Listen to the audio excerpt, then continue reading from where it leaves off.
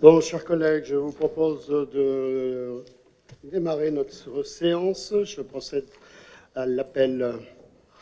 Jean-François Bonbuc donc, a donné pouvoir à Carole Poisat, Bernard Chapelier présent, Laurent Girier présent, Zora Sougmi présente, Rosa Alessandrini présente, Gagna Lateb présente, Rosemary Loembe présente, Didier Roussel a donné pouvoir à Jean-Pierre Petit, Saïd Hassani est présent, Carole Poisat est présente, Pascal Resser est présent, Lina Boyot est présente, Paul Matenat a donné pouvoir à Madame Étienne Elmalki, Monique Raffaelli est présente, Jean-Pierre Petit est présent, Madame Bassez est absente, Madame Mersali absente, Monsieur Laurent présent, Monsieur Vogt absent, Madame Étienne Elmalki présente, Monsieur Gibelin a donné pouvoir à Monsieur Piard, Monsieur Bataille absent, Monsieur Traoré absent, Monsieur Rousseau absent, Monsieur Ludwig Loison-Robert a donné pouvoir à Rosa Alessandrini.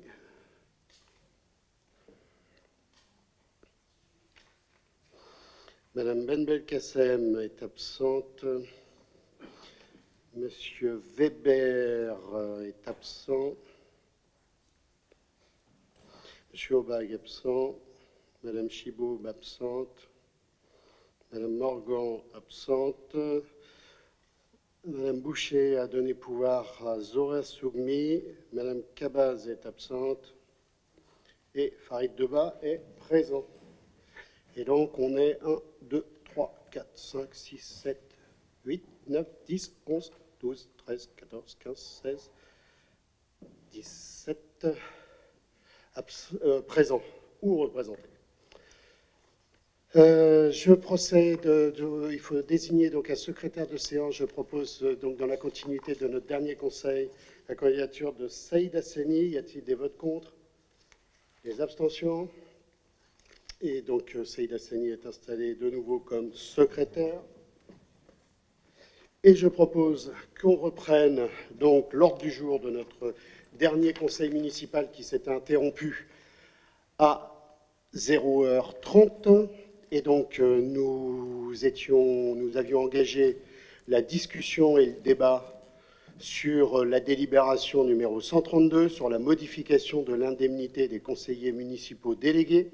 Le débat a eu lieu. Les amendements qui avaient été déposés par l'opposition municipale ont été votés. Je rappelle le vote, 18 contre, 5 pour. Donc les amendements ont été rejetés et je vais vous proposer, donc s'il y a des explications de vote, de laisser les explications de vote s'exprimer et sinon de passer au vote sur cette délibération. Y a-t-il des demandes de prise de parole? Monsieur Piard. Chers collègues, contrairement, monsieur le maire, à ce que vous avez dit jeudi soir, vous le voyez ce matin, nous n'avons pas fui. Et nous sommes bien présents. Vous aviez une chance de reporter ce rapport pour peut-être mieux réfléchir à sa symbolique, mais vous avez choisi de convoquer une séance du conseil municipal dédiée uniquement à ce point. Il y a les mots, il y a les actes, effectivement, c'est ce que nous rappelle régulièrement Jean-François Bonbuc. Alors, que dire ce matin de plus que l'opposition que nous avons déjà formulée jeudi soir? Nous sommes contre l'augmentation des indemnités des élus. Cette délibération n'est ni justifiable, ni acceptable. Mais surtout, quelle urgence y a-t-il à se réunir ce matin? Et je crois que les chaises vides nous le montrent. Il y a plus de la moitié des élus qui sont physiquement présents ce matin. Tout le monde, évidemment, pense au cadeau de Noël. C'est la période qui s'y prête. Mais notre séance sur le budget, qui devrait intervenir d'ici peu en décembre, se tiendra elle aussi avant les fêtes, et vous auriez très bien pu attendre cette séance pour réinscrire ce rapport. D'ailleurs, cette délibération est rétroactive, c'est-à-dire qu'elle s'appliquera à compter de septembre. Quelle urgence y avait-il à la voter dès ce matin et non pas dans 1 ou 2 semaines? Et j'en profite pour les Kremlinois qui nous regarderont ou qui sont présents, pour souligner que vous avez effectivement corrigé dans la délibération la date pour passer du 14 septembre au 18 septembre, date effective d'élection des adjoints. Comme quoi nous n'avons pas menti un jeudi soir. Alors La Fontaine nous l'a dit il y a 350 ans, rien ne sert de courir, il faut partir à point. Et nous voterons bien sûr contre cette augmentation d'indemnité ce matin. Y a-t-il d'autres demandes d'intervention? Madame Tianel Malki. Monsieur le maire, chers collègues, quelques mots. Donc, je suis capable d'être là à 8h30 un mardi matin, donc pour faire usage du vote que je porte et du pouvoir que m'a donné Madame Mathona de le faire.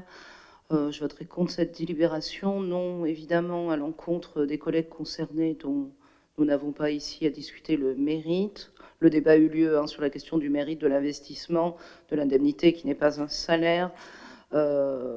Pour ma part, en fait, l'argument, une équipe resserrée qui conduit à faire peser peut-être une charge sur des épaules moins nombreuses, ce qui n'est que la conséquence finalement de tous les épisodes politiques successifs que nous avons connus. Donc c'est normal qu'il y ait moins d'élus et donc que la charge se répartisse différemment. Pour moi, ça ne justifie toujours pas donc, une augmentation d'indemnité. Voilà, donc bien entendu, ce n'est pas une attaque aux personnes en question, mais un équilibre global et à des modes de fonctionnement. Voilà, je voterai donc contre, ainsi que Paul Mathona. Merci. Bernard Chapelier. Oui, on a l'habitude des interventions du porte-parole de Jean-Luc Laurent, qui, effectivement, répète toujours les mêmes choses, ça devient redondant, mais il se fait son petit plaisir. Moi, je le répète, ces indemnités des élus sont justifiées par la charge de travail qui s'accroît. Donc, je le répète, ils ne sont plus que 4, ils vont faire le travail de 7. Ça me paraît plus que justifié. Ce qui ne se justifie pas, c'est certains élus qui ont, pendant plusieurs mois, arrêté leur fonction de maire adjoint, en tout cas n'ont pu travailler, et ont continué à toucher leur indemnité pour partir en vacances. Et puis d'autres élus qui se cachent derrière M. Esteban Piard, je nommerai M. Jean-Luc Laurent, qui n'a pas honte, lui, par contre, de toucher une indemnité sans travailler et sans justifier de quoi que ce soit. Pascal Resser. Merci, monsieur le maire. Chers collègues, chers Kremlinois, si je prends la parole aujourd'hui, ce n'est pas pour revenir sur la délibération. C'est simplement pour dire que si on est là aujourd'hui, c'est peut-être à l'encontre de certains. Il y a des élus qui sont absents parce qu'ils travaillent. Moi, j'ai dû prendre une journée aujourd'hui pour venir au conseil municipal.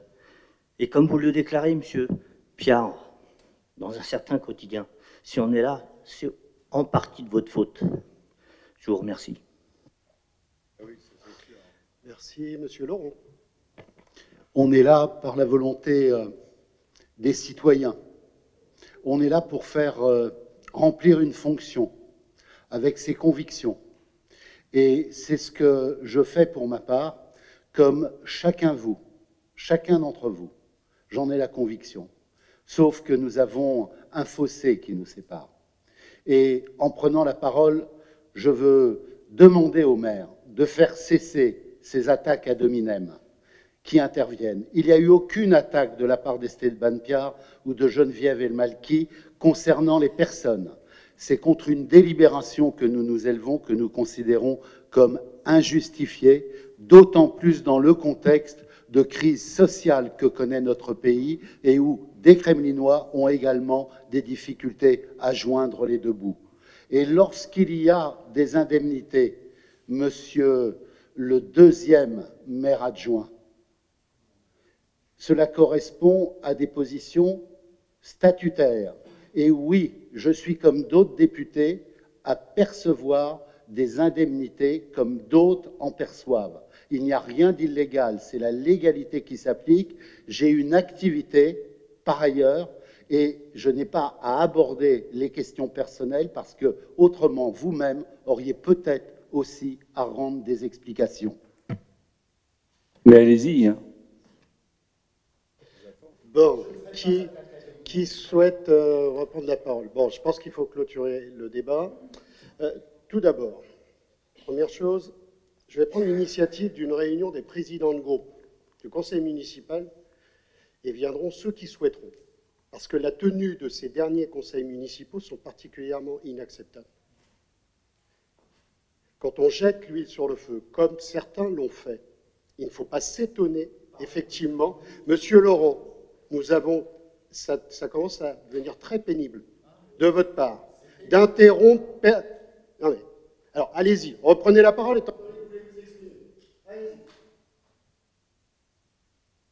Je dis que vous êtes, monsieur le maire, en position d'arbitre, d'animateur.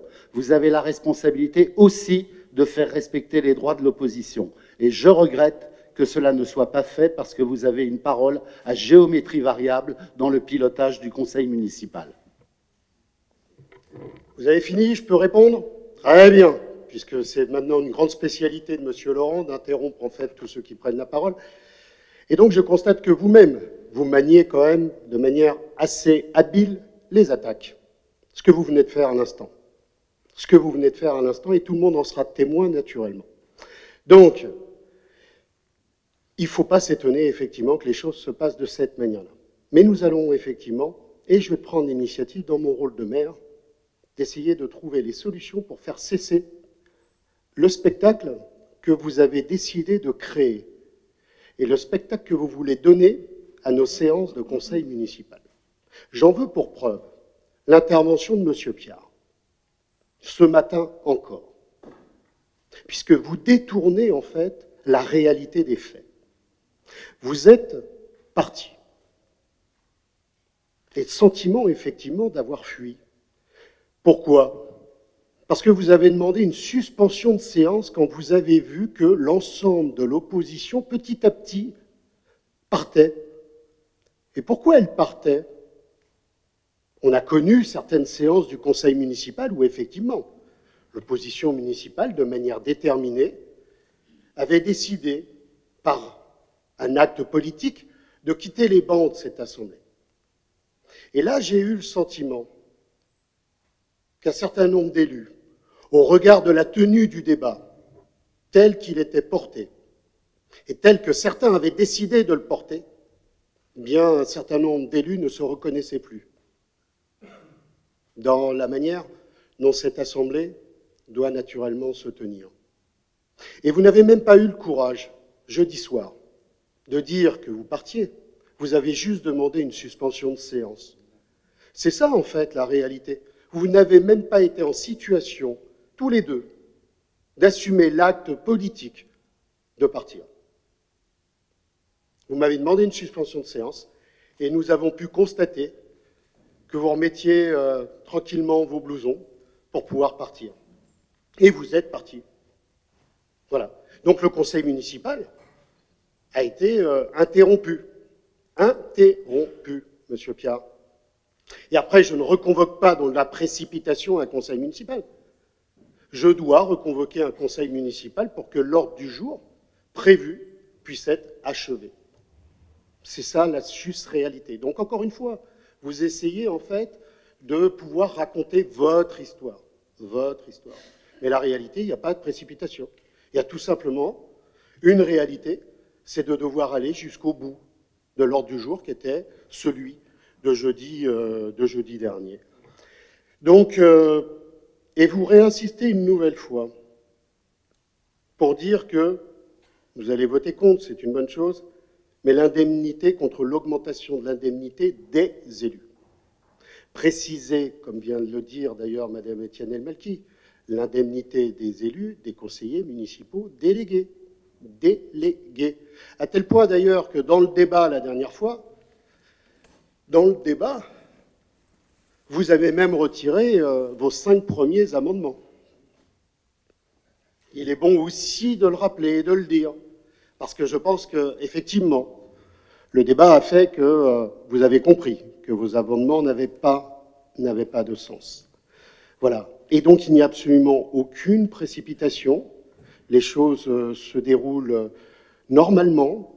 Je rappelle que ce n'est pas la première fois que le conseil municipal est convoqué dans les 3 jours francs après sa réunion, à 8h30, et sans que ça pose de problème particulier. Parce que oui, il faut bien que notre instance municipale, au regard d'un certain nombre d'élus qui souhaitent la bloquer, eh bien, il est tout à fait légitime que cette instance puisse fonctionner normalement, et sans qu'on ait à pénaliser l'administration municipale au gré de vos humeurs. Au gré de vos humeurs, car c'est la raison pour laquelle, effectivement, ce conseil est convoqué aussi à 8h30. L'administration municipale n'a pas à subir des soirées tardives au regard, en fait, du spectacle que vous souhaitez donner. Voilà, donc je mets aux voix ce rapport, ceux qui sont pour.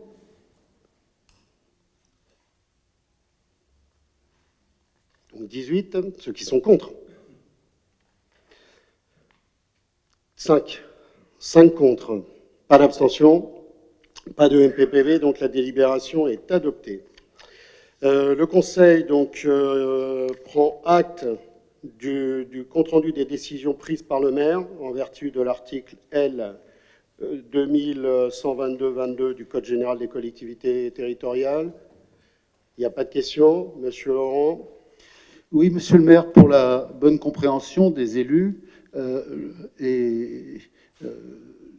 j'observe que l'ensemble des conventions contrats qui sont mentionnées, que vous approuvez et que vous prenez par arrêté dans le cadre de la délégation qui vous a été donnée par le conseil municipal, ne font l'objet jamais d'indication de montant. Je souhaite à l'avenir demander qu'il y ait les précisions sur les montants correspondant au contrat. Cela permettra d'éclairer davantage le conseil municipal et éventuellement de donner la durée lorsqu'il y a une nécessité de durée qui est indiquée dans un contrat qui peut être éventuellement pluriannuel. Y a-t-il d'autres demandes d'intervention? Non? Monsieur Laurent, vous êtes un grand spécialiste. Effectivement, je peux constater que pendant 25 ans, les choses n'ont jamais été faites de cette manière-là. Mais comme dirait l'autre, il n'est jamais trop tard. Et donc, pour à un moment donné trouver la lumière. Mais une chose est certaine, c'est que chaque élu, et vous le savez parfaitement puisque vous y êtes prêté, vous êtes prêté à cet exercice, et c'est tout à fait normal. Chaque élu a accès à l'ensemble des décisions prises par le conseil municipal. Elles peuvent vous être transmises. Et je rappelle d'ailleurs que les commissions municipales ont aussi particulièrement cet objet de traiter et de répondre aux questions de l'ensemble des élus du conseil municipal sur l'ensemble des points qu'ils souhaitent. Voilà. J'avais 2 demandes de vœux qui avaient été déposées. Un premier vœu qui avait été déposé par le groupe citoyen. Le groupe n'est pas là ce matin, mais il n'en demeure pas moins que j'avais pris la décision de ne pas inscrire ce vœu au conseil municipal puisqu'il n'a pas de réalité locale. Et donc, le vœu n'était pas inscrit au conseil municipal. Par contre, nous avons été saisis d'un deuxième vœu concernant la situation scolaire. Est-ce que quelqu'un de l'opposition souhaite le présenter? Monsieur Piard. Chers collègues, il s'agit effectivement d'un vœu que nous avions déposé avec l'ensemble des élus de gauche du conseil municipal qui vise à ce que le conseil municipal apporte son soutien et son appui à la mobilisation qui est en cours au collège Jean Perrin Mobilisation qui dure depuis maintenant 3 semaines, qui a fait l'objet d'ailleurs, ça n'aura échappé à personne, d'une couverture médiatique qui lui a permis ces dernières semaines de faire entendre son message et sa réclamation. Sa revendication est fort simple. Le collège Jean Perrin est un des 5 collèges sur les 104 du département à ne pas disposer aujourd'hui d'une aide à la direction. C'est un poste qui était pourvu jusqu'aux vacances d'été dans l'établissement.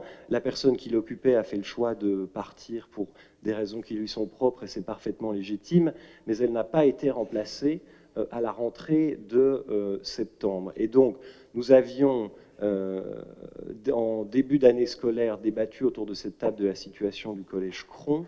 L'objectif était d'apporter également, en tant que conseil municipal, notre soutien à cette mobilisation, de telle sorte que demain est le préfet du Val-de-Marne qui recevrait le vœu adopté et l'inspection académique,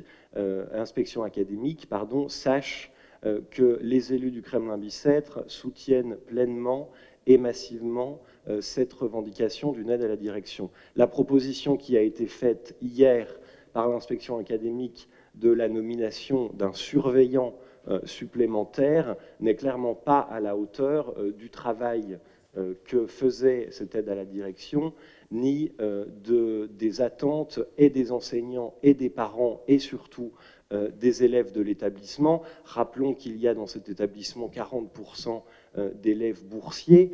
C'est un collège qui nécessite de l'encadrement par des adultes, qui nécessite d'un point de vue administratif un personnel supplémentaire, de telle sorte que les élèves puissent étudier dans des conditions qui garantissent leur réussite scolaire. Et donc l'objectif de ce vœu est bien que le conseil municipal, s'il décide de le voter majoritairement, puisse apporter pleinement et massivement son soutien à cette mobilisation. Merci. Alors, attendez, parce que je passe à la présentation des vœux, puisqu'il y a eu en fait une proposition de vœux modificatif par la majorité municipale qui a été refusée par l'opposition. Donc je vais proposer à Saïd Hassani de présenter le vœu qui a le même objet de la majorité municipale et ensuite il y aura naturellement échange. Monsieur le maire, mes chers collègues, mesdames, messieurs, le 28 septembre, nous avions présenté un vœu reprenant la globalité des difficultés sur les différents établissements scolaires du secondaire sur le Kremlin-Bicêtre. Nous étions sur le terrain pour aider les parents, les élèves et les professeurs du collège Albert Cron. Nous avions déjà évoqué dès le 28 septembre les difficultés du collège Jean Perrin. Nous avons été présents à l'inspection académique à chaque fois qu'on a été, entre guillemets, prévenus, sinon on passe par les téléphones des parents qui nous disent, qui nous donnent des informations. Donc on arrive à être malgré tout présent pratiquement à toutes les assemblées générales et toutes les audiences proposées. Nous avons eu une audience aussi pour le lycée Morossolette et nous sommes bien évidemment très au courant de ce qui se passe au lycée Darius Milhaud, puisque nous avons déjà aussi envoyé un courrier. Donc sur les 4 établissements, notre présence est effective, réelle et soutenue par les parents d'élèves et appréciée. Donc le 28 septembre, nous avions proposé un vœu reprenant un petit peu toutes les difficultés de ces différents lycées et collèges, mettant entre guillemets, si je peux me permettre de parler ainsi, tous les collèges et les lycées à égalité sur la force que nous apportons à leur combat. Votre vœu était, je tiens à le dire, uniquement sur la situation du collège Cron. Nous avons préféré vous présenter un vœu que vous avez voté à l'unanimité et je vous en remercie. Aujourd'hui, le vœu qui est présenté par l'opposition est un vœu qui est je dirais, je ne veux pas être méchant, mais une pâle copie de celui que nous avions proposé le 28 septembre, et n'est plus à jour.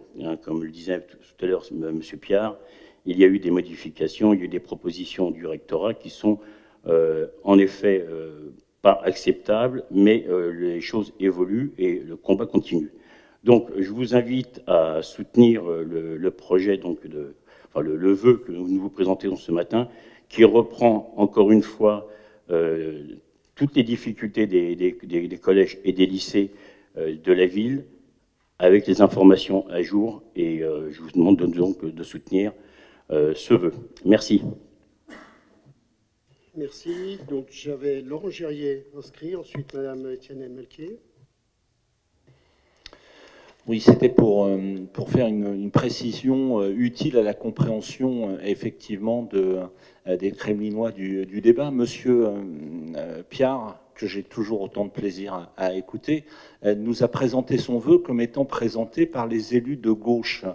Je pense qu'il voulait dire les élus de gauche de l'opposition, parce qu'il y a un certain nombre d'élus de gauche qui siègent dans ce conseil et qui ne se sont pas associés à ce vœu. Voilà, je voulais faire cette précision pour que l'enjeu du débat soit bien compris.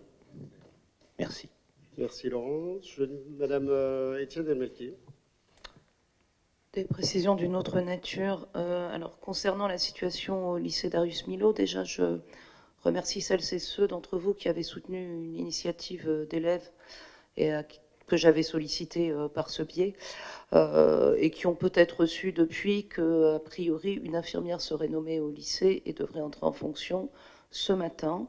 Donc sur ce côté-là, et pour le paragraphe qui concerne le lycée Darius Milhaud dans notre vœu, il semblerait que depuis sa rédaction, la situation a été favorablement résolue. Il restait difficulté de ressources humaines, mais moins névralgique, je dirais, moins urgente. Comme la dernière fois par ailleurs, moi j'entre pas sur ce sujet, et de par ma position dans une discussion, je dirais, politique de qui est à gauche et assis qui de la gauche, assis à quel endroit de cette salle, et je voterai les deux vœux. Monsieur Pierre. Chers collègues, effectivement, bis repetita de la séance de septembre, les élus d'opposition déposent un vœu, ils découvrent que les élus de cette nouvelle majorité ont fait un copier-coller, quasiment in extenso, qui reprend des paragraphes entiers. On pourrait utiliser un surligneur, on serait assez étonné.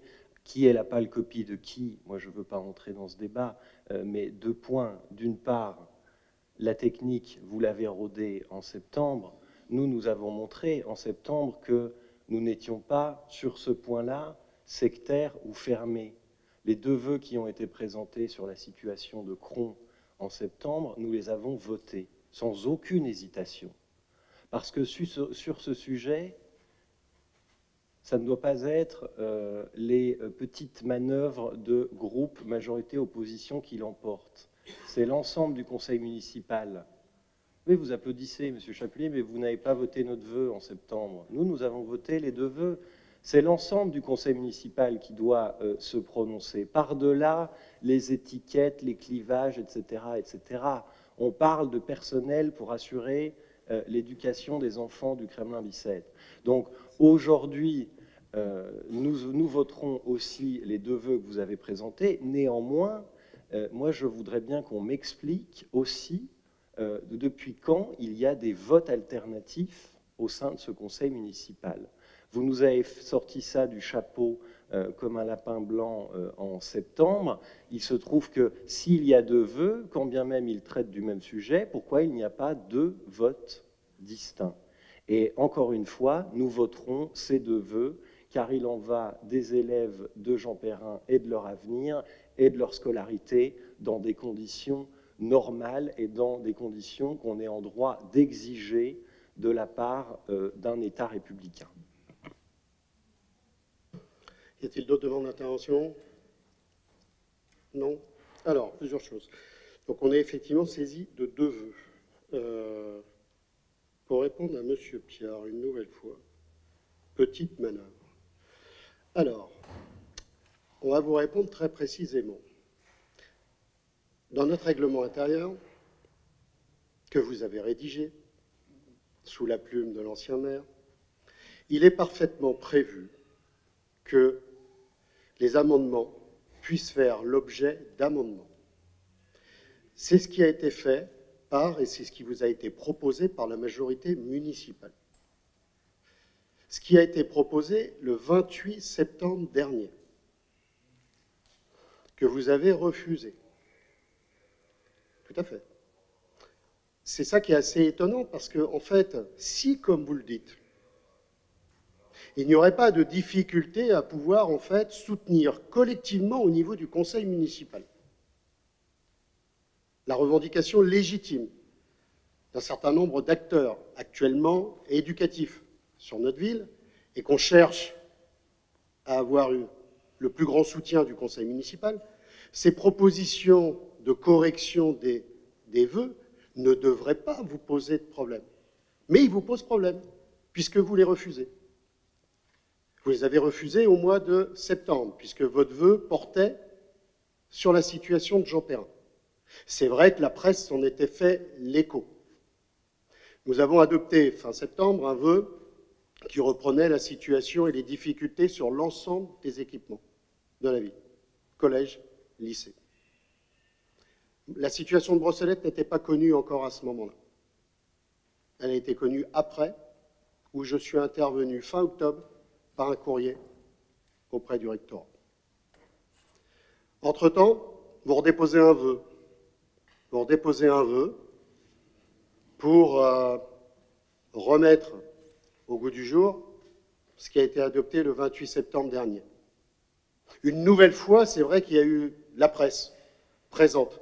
J'ai l'impression qu'elle a l'air de beaucoup guider vos actions et votre mobilisation. Et nous avons reçu ce vœu, dans les délais naturellement, et la majorité municipale vous a fait de nouveau une proposition d'amendement, juste d'amendement. Ce qui est normal, et ce qui paraît normal de reprendre la quasi-totalité de l'architecture du texte. Parce que vous aviez juste oublié, quand même, dans votre vœu, la situation de Pierre Brossolette, qui est totalement absente du vœu. Donc si vous dites qu'effectivement, vous voulez vous mobiliser pour l'ensemble des acteurs éducatifs de la ville, je ne vois pas pourquoi on ne se mobiliserait pas pour Pierre Brossolette. Et cet établissement est totalement absent de votre vœu. Et en plus, sur Darius Milhaud, vous revendiquez un 3e CPE, ils sont à 3,5 CPE. Ce que souhaite en fait le principal, c'est un 4e poste de CPE, pour avoir une situation similaire au lycée de Cherriou, qui accueille à peu près le même nombre de lycéens. Je rappelle qu'à Cherriou, il y a 5 CPE, et sur le lycée Darius Milhaud, il y a 3,5 CPE. Donc voilà juste les corrections que nous vous avons demandées. Vous avez tout simplement refusé. Libre à vous. Qui est dans les manœuvres? Qui est tout simplement dans le fait d'essayer d'orchestrer en fait quelque chose? Donc, quand deux vœux et deux textes traitent la même chose, eh bien oui, il y a un vote alternatif. On ne va pas adopter deux textes qui, sur le fond, disent à peu près la même chose, mais un texte est partiel et il y a un autre texte qui traite de toutes les situations sur la ville. Voilà, donc je vais mettre au vote les vœux. Oui, il y a le premier vœu qui est déposé donc, par l'opposition municipale, ceux qui sont pour. Donc 5 voix. Je vais mettre au vote le vœu déposé par la majorité municipale, ceux qui sont pour. Et donc ça fait 23 voix. Donc le vœu est adopté. Voilà, donc c'est le vœu de la majorité municipale qui est adopté. Voilà mes chers collègues, la séance s'achève. Il est 9h10 et donc je vous souhaite une bonne journée.